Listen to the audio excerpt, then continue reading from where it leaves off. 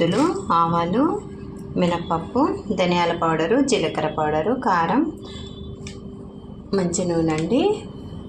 దీనికోసం శనగ నూనె చాలా బాగుండిద్దండి. శనగ నూనె వాడుకుంటే బాగుండిద్ది, లేకపోతే ఏ నూనె అయినా వేసుకోవచ్చు. నేనైతే శనగ నూనె తీసుకున్నాను.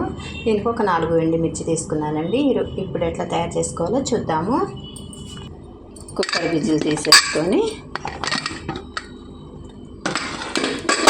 చక్కగా ఉడికిపోయిందండి.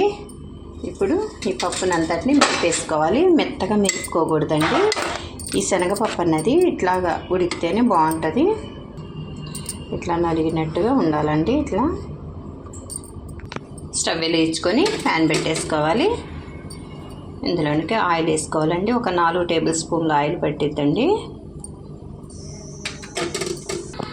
ఇందులోనికి 1 టేబుల్ స్పూను మినపప్పు వేసుకోవాలి.